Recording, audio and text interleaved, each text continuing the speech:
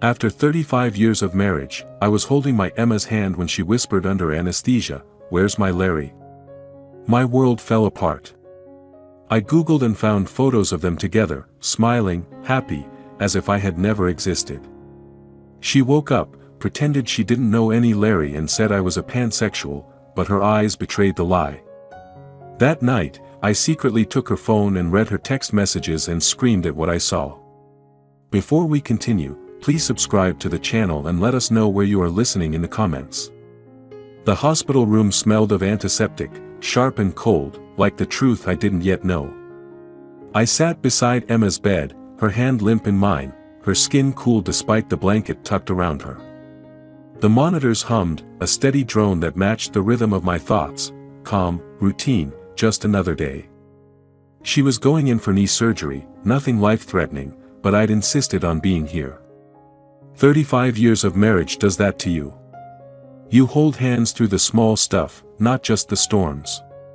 The anesthesiologist had just left, and Emma's eyes fluttered under the weight of the drugs. Her lips moved, barely a whisper, and I leaned closer, expecting some groggy endearment. Instead, her voice, soft as a sigh, sliced through me. "Where's my Larry?" I froze. My thumb, tracing circles on her knuckles, stopped. Larry? The name hung in the air, foreign, like a wrong note in a familiar song. My heart thudded, loud enough to drown out the monitors. I glanced at the nurse, who was scribbling on a chart, oblivious. Had I misheard? Emma's face was slack, her breathing even, but that name, Larry, echoed in my skull. "Who's Larry?" I muttered, more to myself than to her. She didn't stir. The nurse looked up, her pen pausing. "Everything okay, Mr. Kelly?" I nodded, my throat tight. "Yeah. Fine." But it wasn't. I kept holding Emma's hand, but it felt different now, like gripping a stranger's. My mind raced. Larry. I didn't know any Larry. A colleague? A cousin I'd forgotten? No, her tone, soft, intimate, said something else. Something I didn't want to name. The nurse left, and the room grew quieter, just the drip of the floor and my uneven breaths. I stared at Emma, her graying hair fanned across the pillow, her face peaceful under the oxygen mask. I thought of our 30th anniversary, how she'd laughed, her hand squeezing mine as we danced in our living room to some old Sinatra tune. That Emma wouldn't say another man's name like that. Would she? I pulled out my phone, my fingers clumsy. The screen glowed, harsh in the dim room.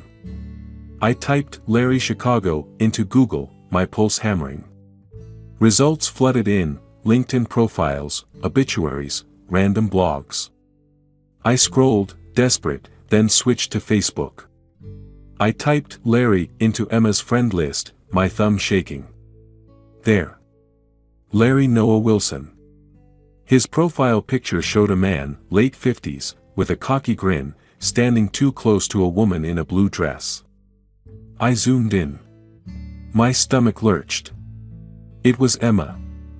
They were at a picnic, autumn leaves scattered behind them, her smile wide, his arm brushing hers.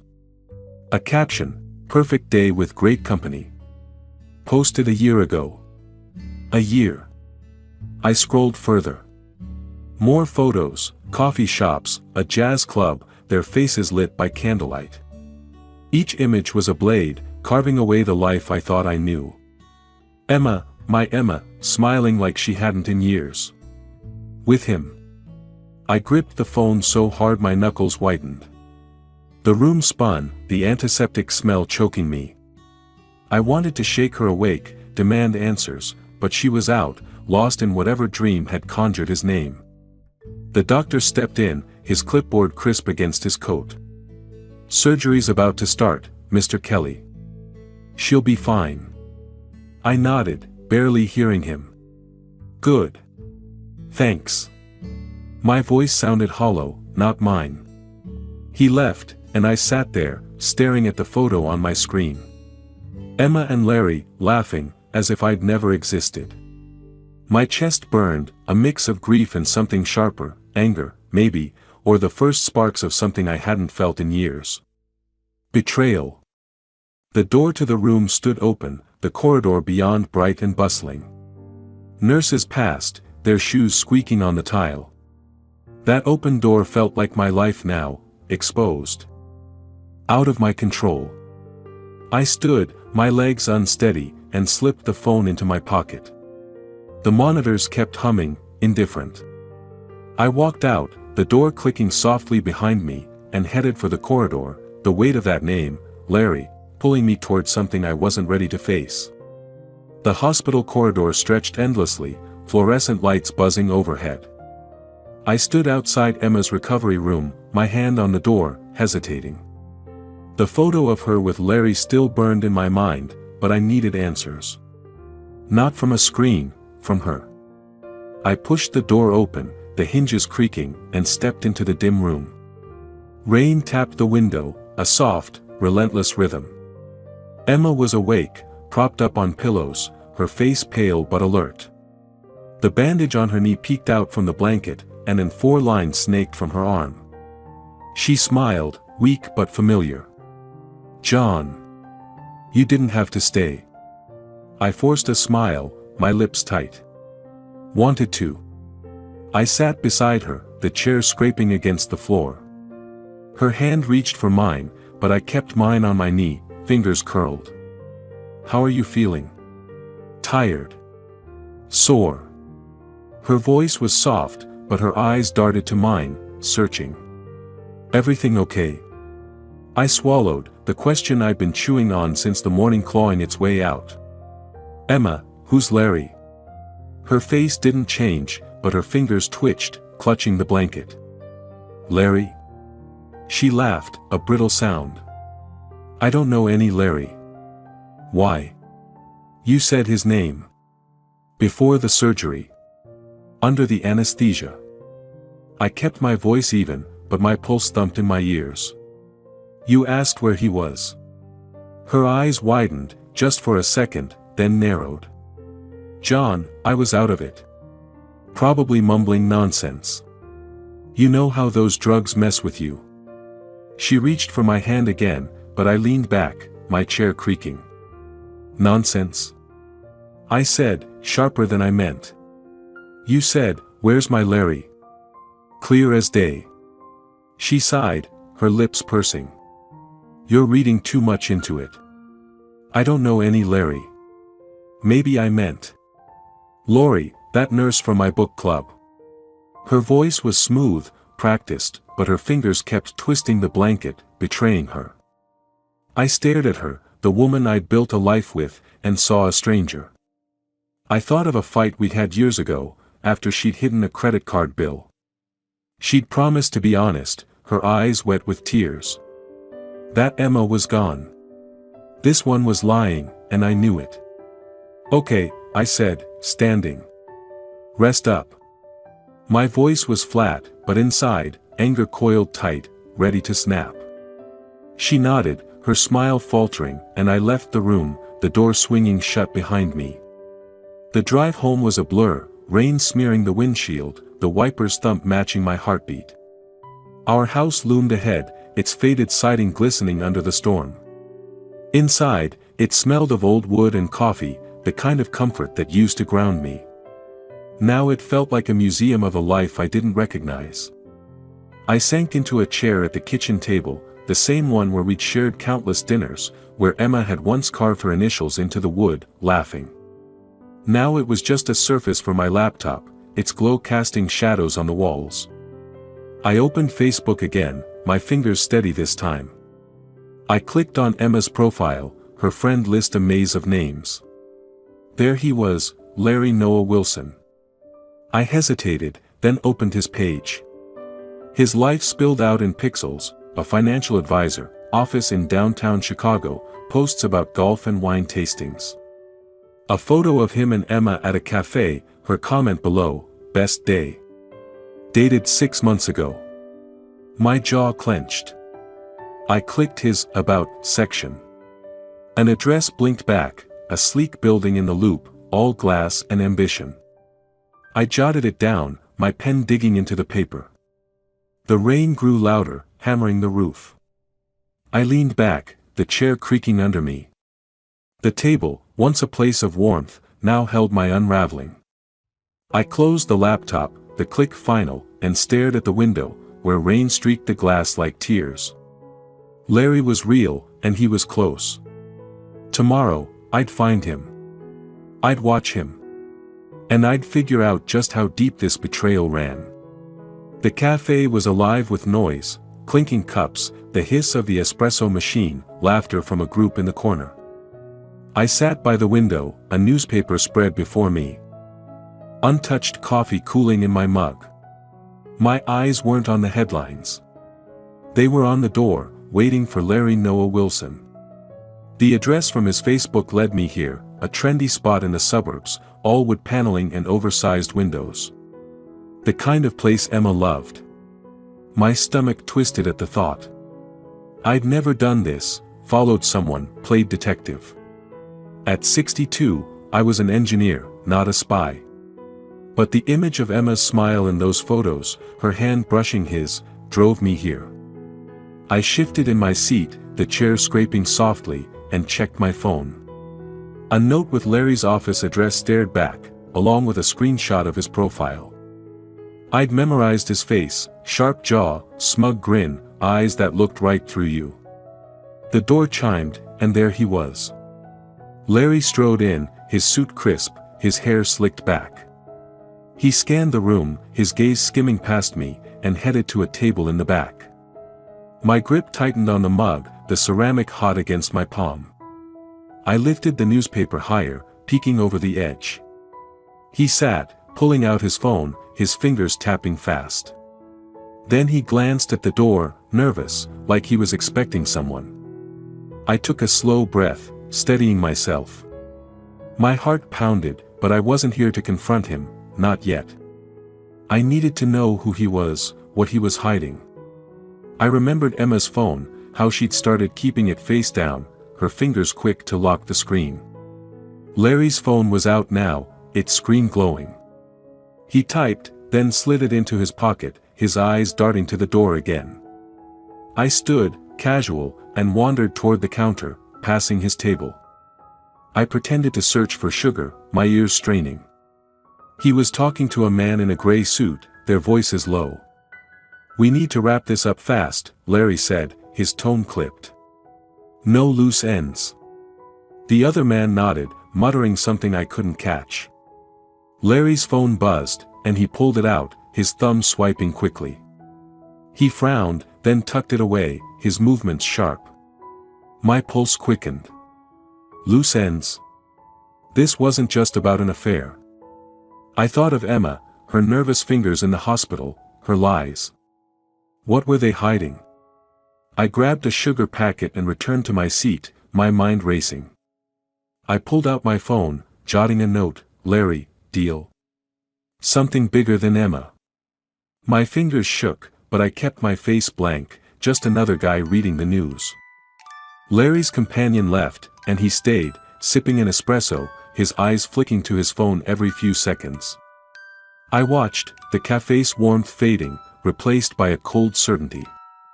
This man wasn't just a fling. He was trouble. I thought of our house, the kitchen table where I'd found his address, the life I'd thought was mine. A memory flashed, Emma tucking her phone under a napkin at dinner, her smile too bright. She was part of this, whatever it was. The sun broke through the clouds outside, casting shadows across the cafe. Larry stood, slipping his phone into his jacket, and left, the door chiming behind him.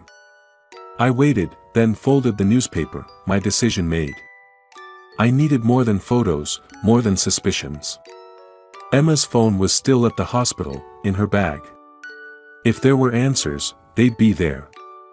I stepped outside, the autumn air sharp against my skin, and headed for my car. The cafe's noise faded, replaced by the crunch of leaves under my shoes. I glanced at my phone, the note about Larry glowing on the screen. Whatever he was hiding, I'd find it. And when I did, I'd make sure he, and Emma, answered for it. The hospital was quieter at night, the hum of machines softer, like a heartbeat slowing down. I slipped into Emma's room, the door easing shut behind me. Rain battered the window, a steady drum that matched the pulse in my temples. Emma slept, her chest rising and falling under the thin blanket, her face calm, almost innocent. But I knew better now. The phone on her bedside table glinted under the dim light, a small black rectangle holding truths she'd never tell me. I hesitated, my hand hovering over it. The room felt smaller, the air thick with the scent of antiseptic and betrayal. If I was wrong, if this was some misunderstanding, I'd be violating her trust. But then I saw her in that photo with Larry, her smile brighter than it had been for me in years. My fingers closed around the phone, cold and smooth. She stirred, her hand twitching, and I froze, my breath caught. She didn't wake. I tapped the screen. No passcode, Emma never bothered with one, said it was too much hassle. Her carelessness was my gain. The Messages app glowed, and there it was, Larry Noah Wilson, his name at the top of her recent chats. My thumb trembled as I opened the thread. The screen burned my eyes, each word a fresh wound. Larry, miss you already. When's the next getaway? Emma, soon. John's clueless, as usual. Larry, poor old bore. Bet he's still tinkering with his gadgets. Emma, LOL, always. You're the spark I need.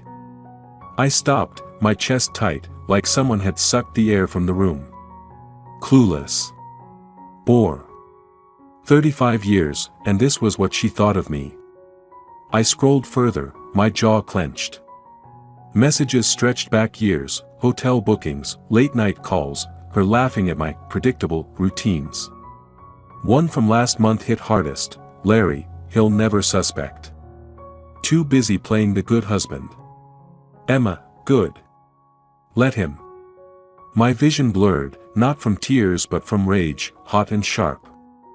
I wanted to scream, to shake her awake and demand why. Why me? Why us?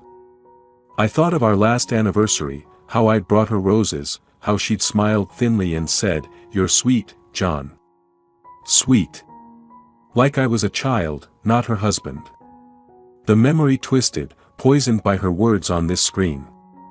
I kept reading, unable to stop. A recent message caught my eye, Larry, we need to be careful with those papers.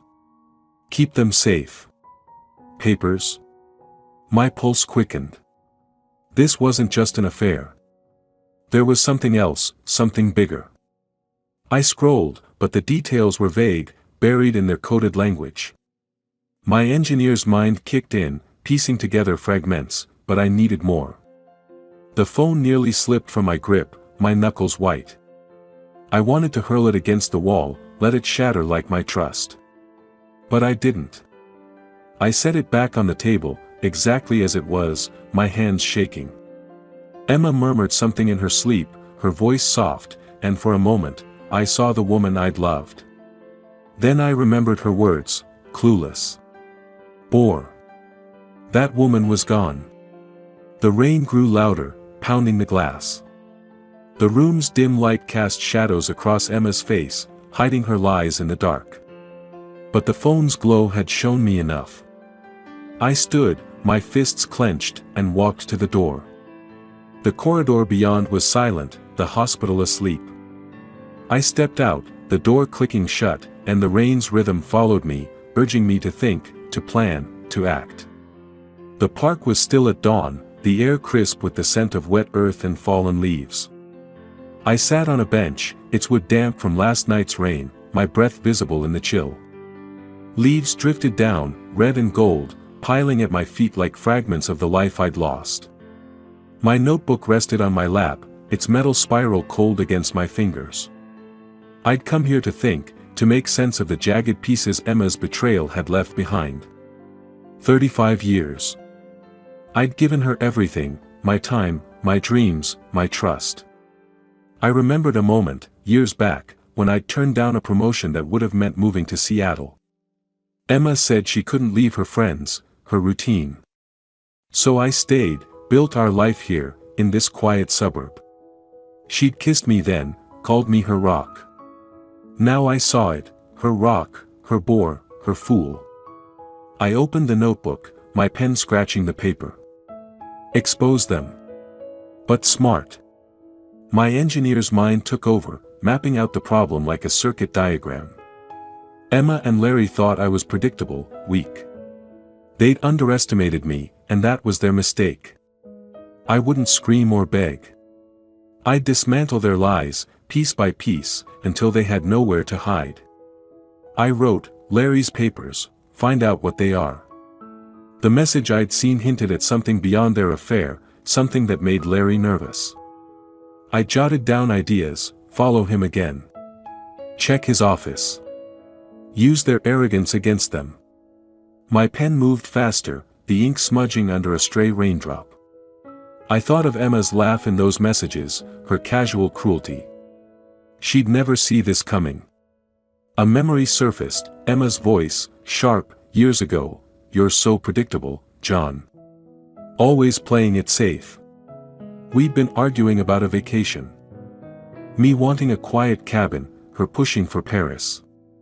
I'd given in, like always. Predictable. The word stung now, but it also fueled me. I'd show her unpredictable. I'd show them both. The park stirred around me. A jogger passed, her sneakers crunching leaves.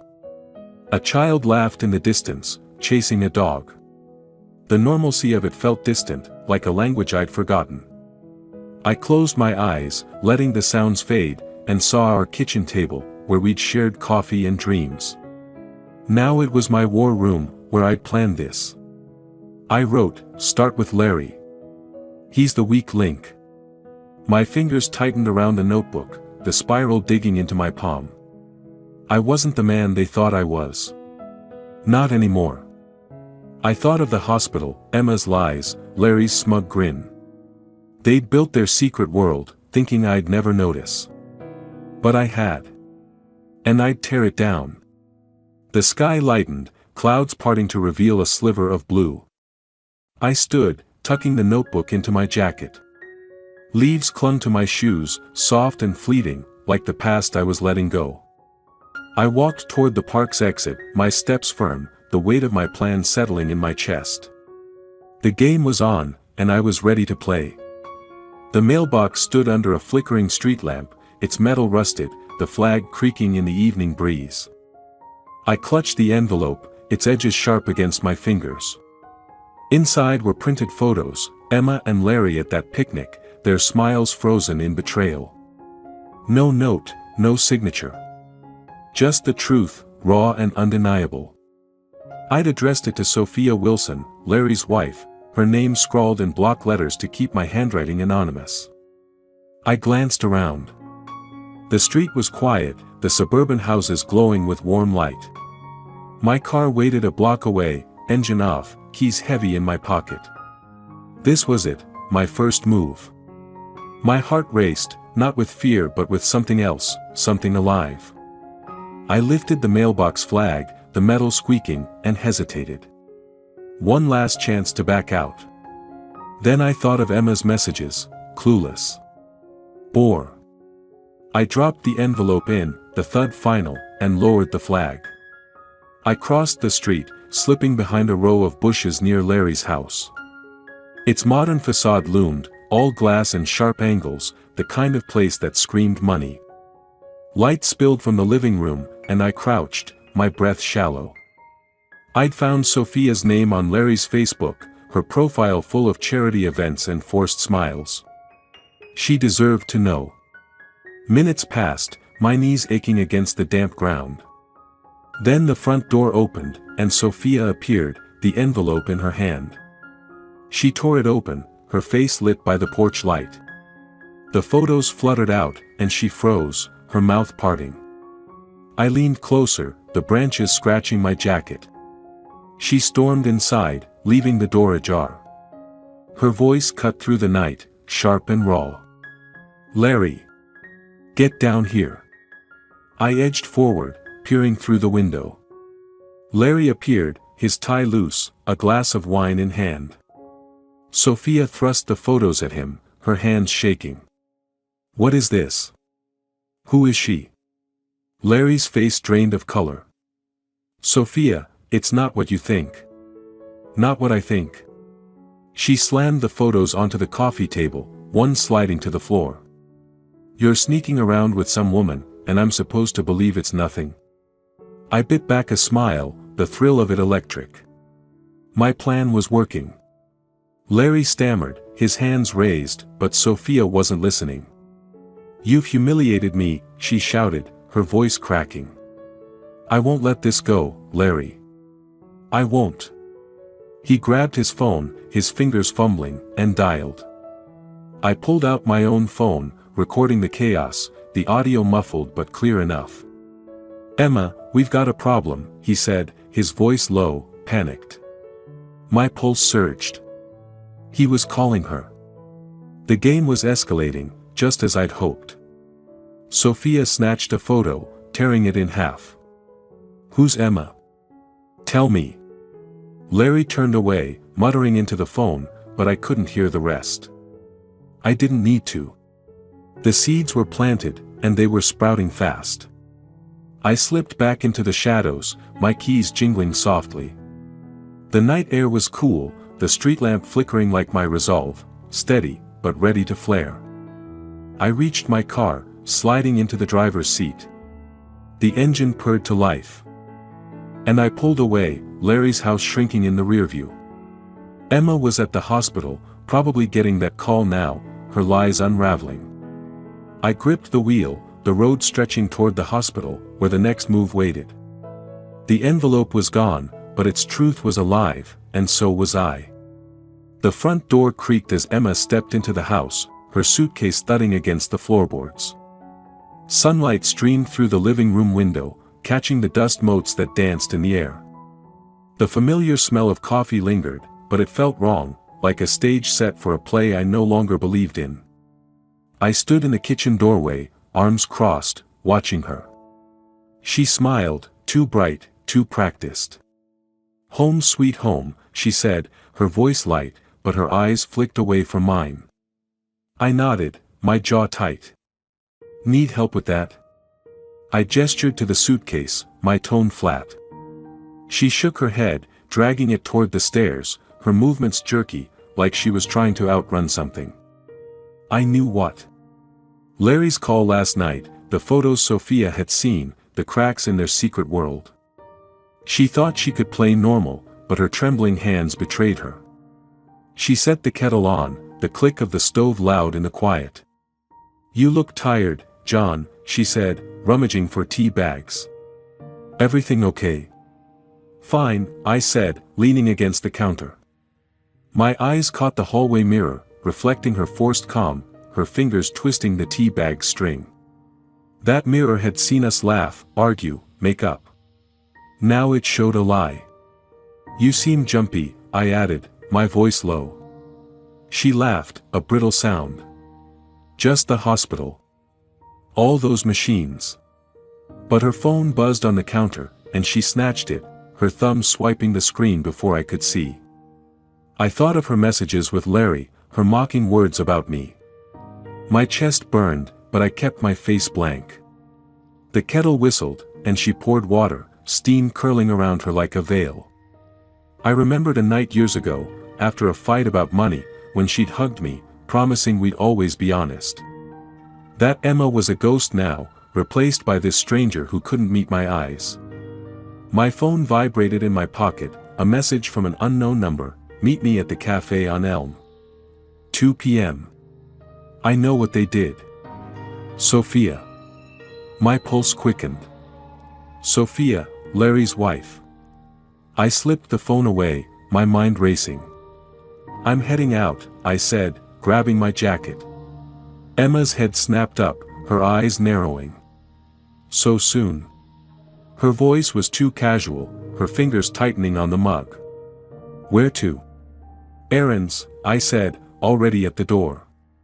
The mirror caught my reflection as I left, harder, sharper, not the man she thought she knew. The cafe was bustling, the air thick with the scent of vanilla and fresh bread. I spotted Sophia at a corner table, her face drawn, her nails tapping the rim of a coffee cup. The window beside her acted like a mirror, reflecting our shared resolve.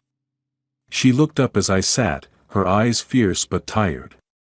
"John, right?" she said, her voice low. "They humiliated us. Both of them." I nodded, my throat tight. "What do you know?" "Larry's been lying for years," she said, leaning closer. "Not just with her. He's hiding things, money, deals. I want him to pay." Her words lit something in me, a spark of possibility. She slid a USB drive across the table, her fingers brushing the wood. "This has proof. Financial records. Use it." I took the drive, its weight heavy in my palm. "Why me?" I asked, my voice steady despite the adrenaline. "Because you're not like them," she said. "You're smart. And you're angry." She paused, her eyes locked on mine. "Like me." The cafe's noise faded, the mirror-like window showing us as allies in a war neither of us chose. I pocketed the drive, my fingers brushing the rough fabric of my jacket. "We'll make them regret this," I said, and she nodded, a grim smile flickering. I left the cafe, the USB drive a quiet promise in my pocket. The street was bright, the autumn wind sharp. I headed home, the weight of Sophia's words and the drive pulling me forward, toward a truth I was ready to wield. The bar was a haze of smoke and low light, the kind of place where deals were made in whispers.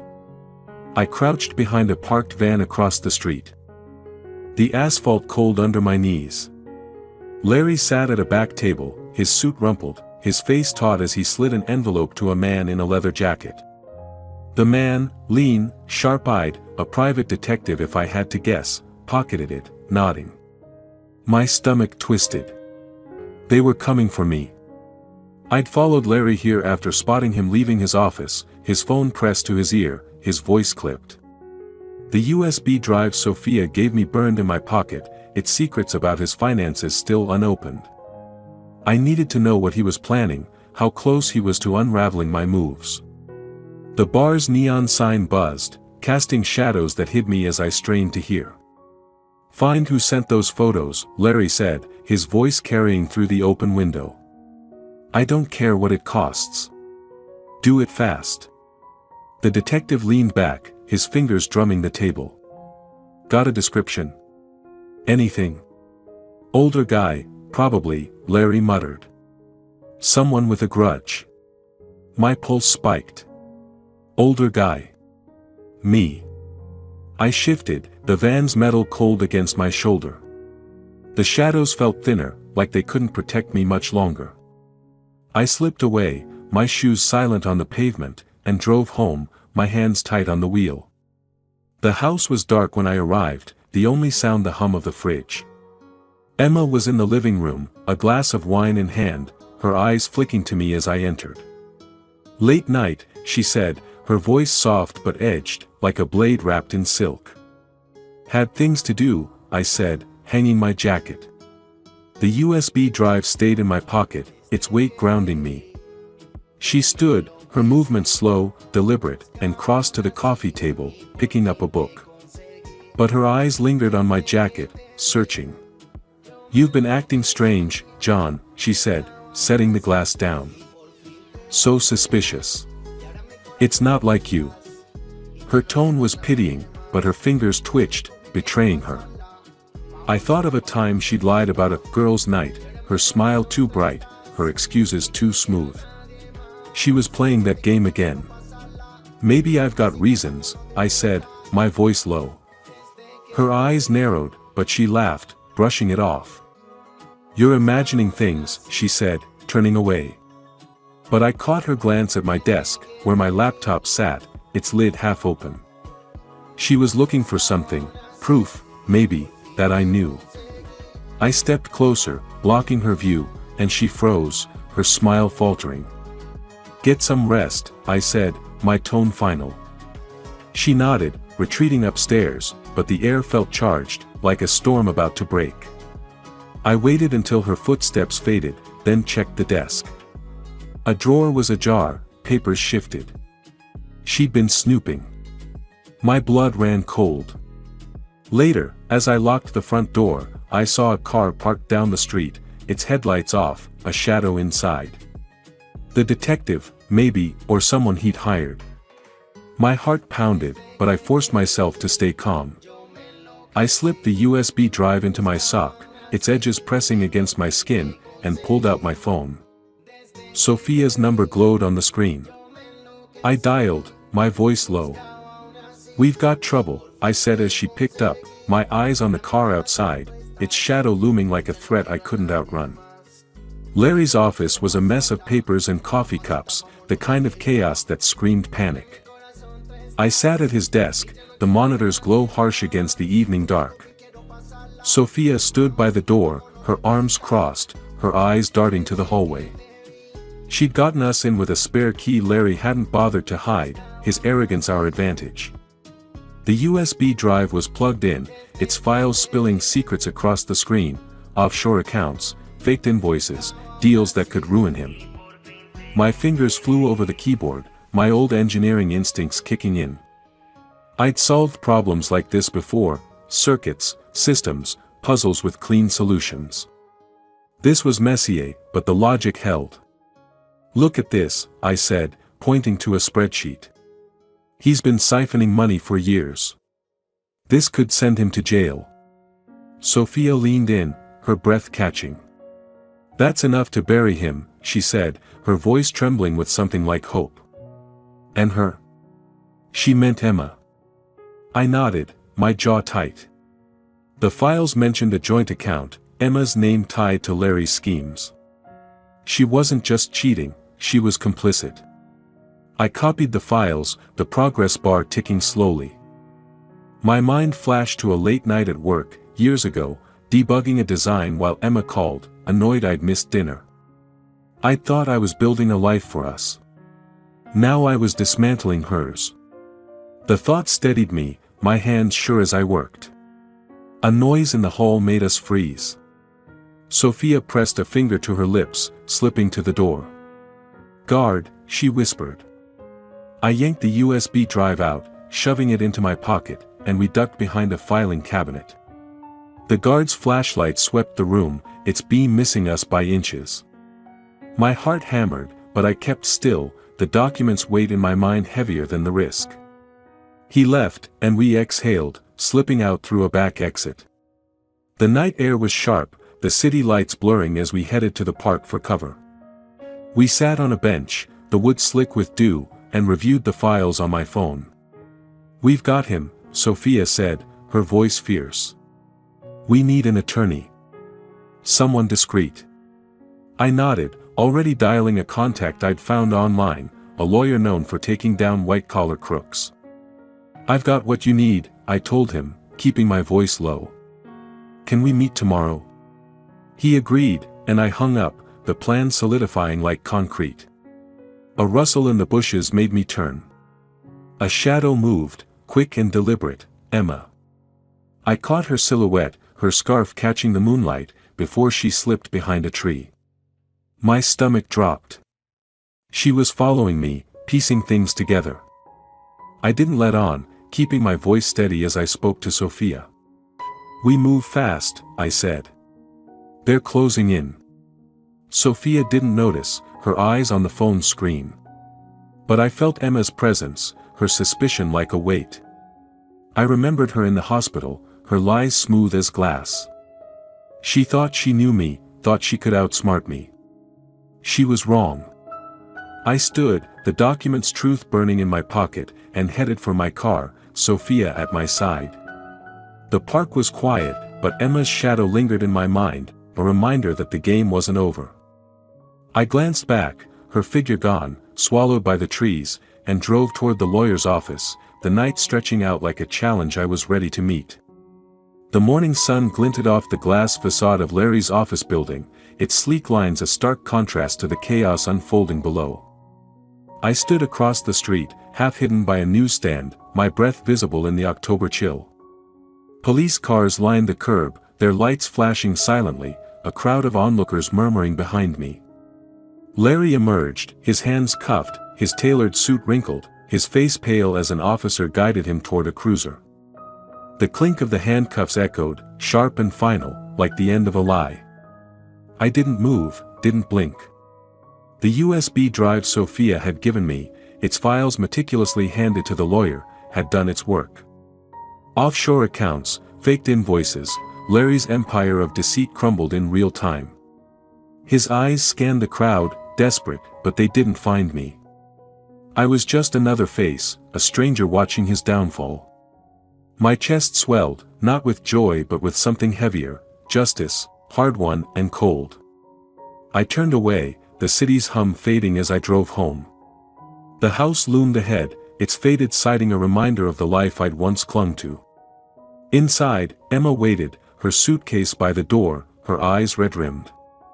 She stood as I entered, her hands twisting together, her voice trembling. "John, we need to talk." I set my keys on the counter, the clatter loud in the silence. "Talk," I said, my tone flat. The kitchen smelled of old coffee, the air thick with her panic. She stepped closer, her scarf slipping from her shoulder, her words rushing out. "I made a mistake," she said, tears brimming. "Larry was a fantasy. We can fix this, John. We can go back."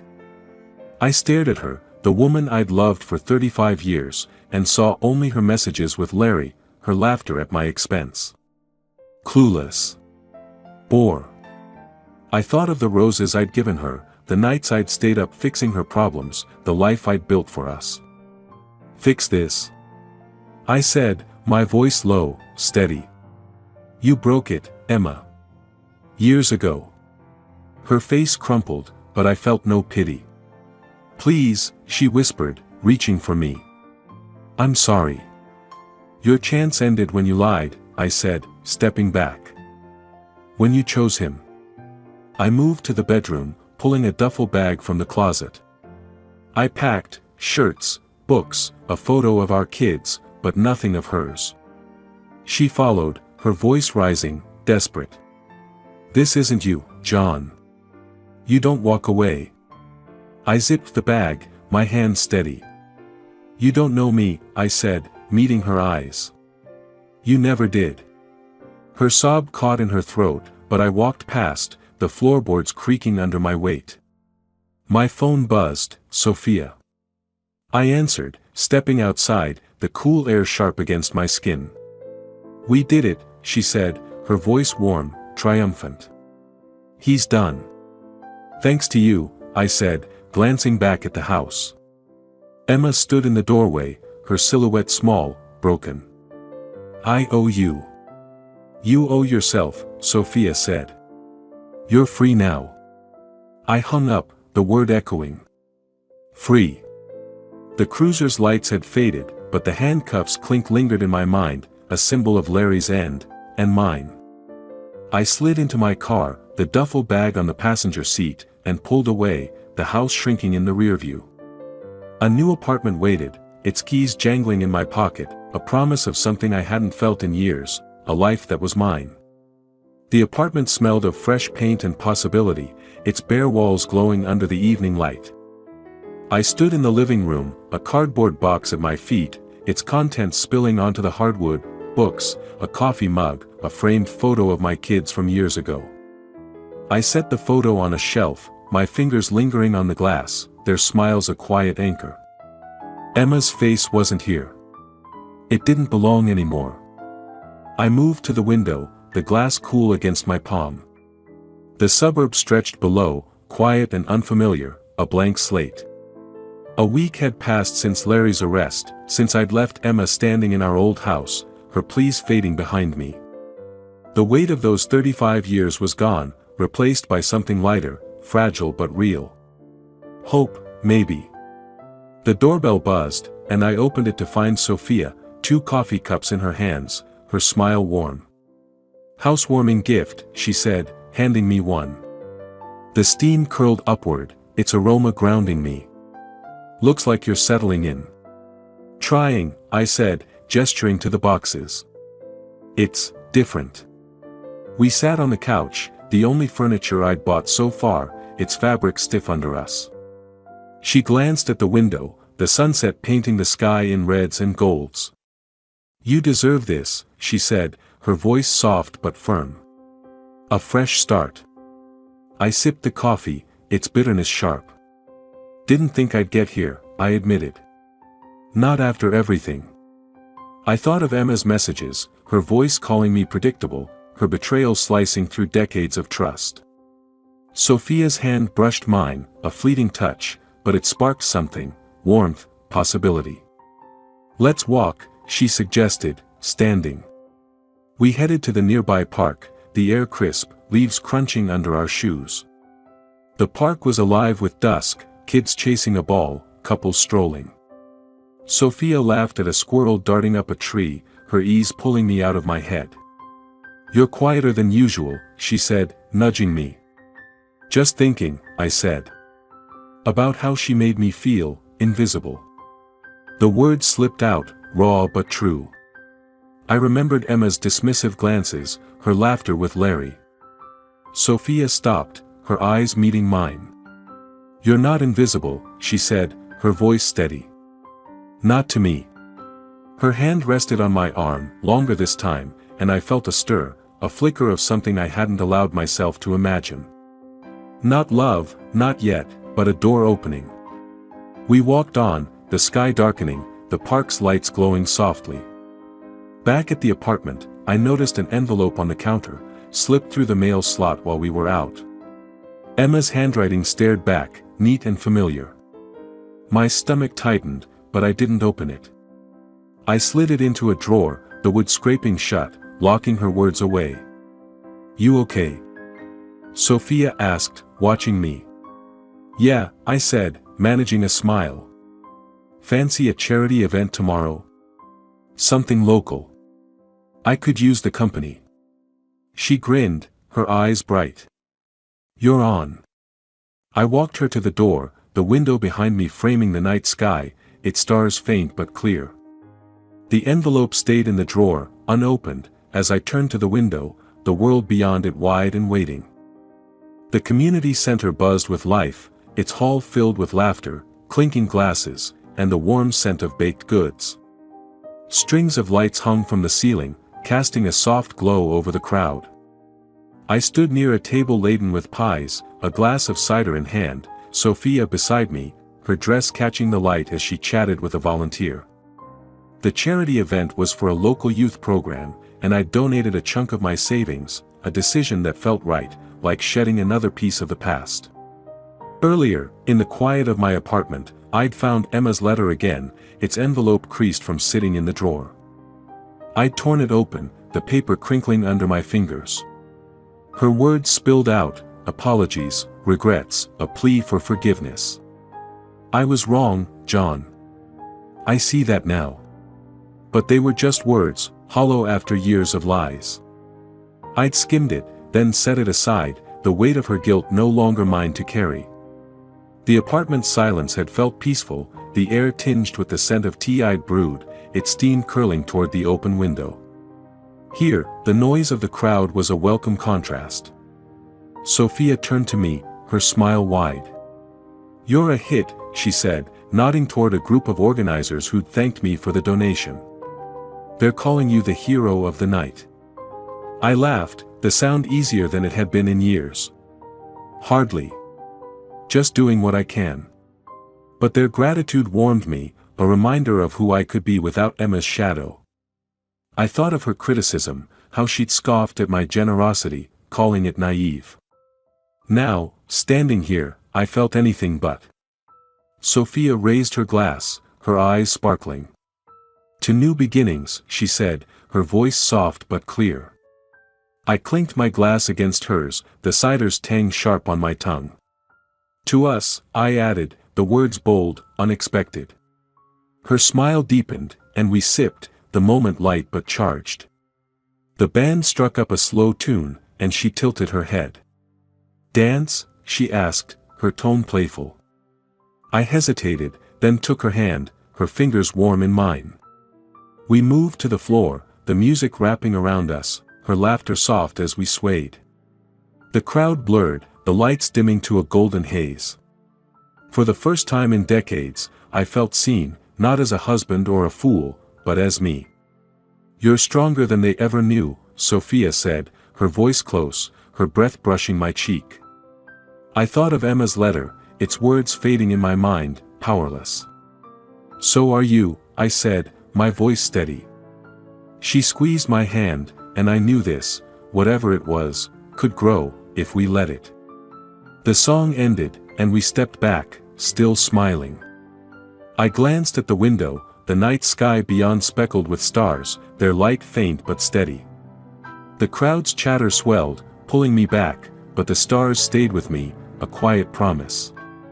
Sophia nudged me, pointing to a friend waving us over, and we laughed, moving toward the warmth of the room, the future open and alive. If you liked this story, please like this video, subscribe to the channel, and share your impressions of this story in the comments.